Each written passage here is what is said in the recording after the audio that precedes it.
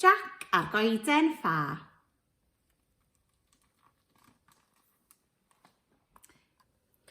Un tro, mewn gwlad bell, roedd Jack a'i fam yn byw. Roedden nhw'n dlawd iawn. Doedd dim bwyd nac arian ganddyn nhw. Beth fedre nhw ei wneud? Dim ond modlen y fuwch sydd gyda ni, meddai mam Jack. Bydd rhaid i ti fynd â hi'r farchnad i'w gwerthu. Drannoeth, dechreuodd Jack a modlen ar ei siwrna i'r farchnad. Ar y ffordd, gwelodd Jack ddyn rhyfedd iawn yr olwg. Mae honna'n fuwch hyfryd iawn, meddai'r dyn. A wneud i ei chyfnewid hi am y ffa hyd yma. Ffa hyd, meddai Jack, beth mae nhw'n ei wneud? Arhosa di machgen i, meddai'r dyn yn ddirgel i gyd.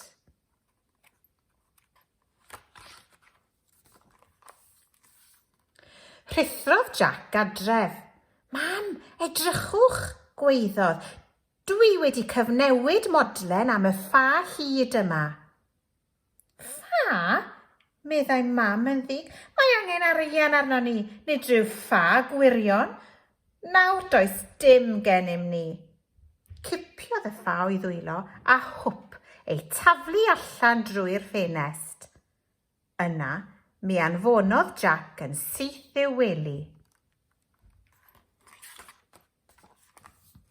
Pan ddihunodd Jack y bore canlynol, fe gafodd glamp o sypreis. O, mam bach, meddai, beth ar y ddeiar yw honna? Tra oedd yn cysgu, roedd coeden ffa enfawr wedi tyfu y tu allan i'w ffenest. Roedd yn ymestyn yn uchel, yn uwch na brigau'r coed, fri i'r awyr. Rhuthrodd Jack allan o'r tŷ.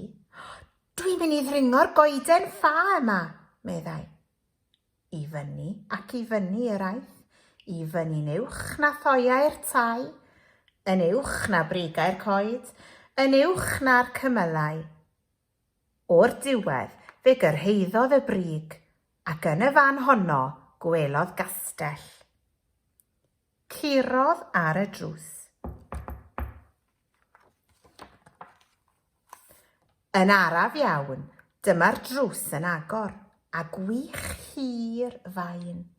Syllodd menyw ar Jack. Ie, meddai.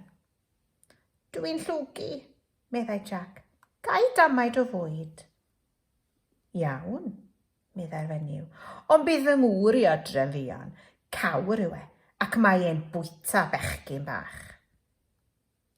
O fewn dim, roedd y cawr wrth y drws. Cuddia, meddai'r wraig, gan wthio Jack i gwpwrdd. Wrth sbecian drwy grac yn y drws, fe welodd Jack y cawr yn cydio mewn sach o ddarnau aer. Dechreuodd ei cyfri.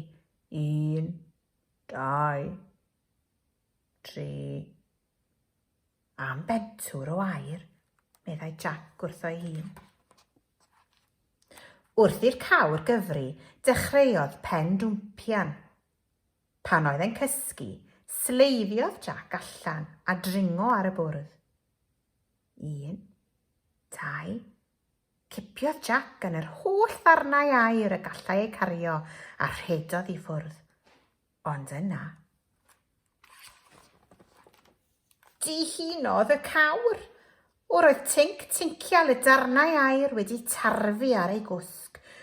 Ffi, fei, ffo, ffach, mi ddaliau i di y lleidr bach, rhuodd y cawr. Stomp, stomp, stomp, taranau ei draed mawr wrth redeg ar ôl Jack. Ond oedd Jack yn rhy gyflym iddo. Doedd y cawr trwsgwl ddim yn gallu ei ddal. Sgrialodd Jack i lawr y goeden ffa, fel gwywer fach. Mam, gwaeddodd, dewch ar fwyell. Torodd mam Jack y goeden ffa, toc, toc, toc, fel na fyddai'r cawr byth yn gallu dringo i lawr. Roedd Jack a'i fam yn ddiogel. Roedd y cawr wedi mynd, ac roedd digon o air ganddyn nhw i fyw yn hapus byth wedyn.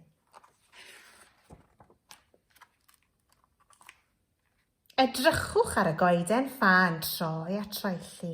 Pa ffordd ddylai Jack ei dringo hi i gyrraedd y wledd fawreddog?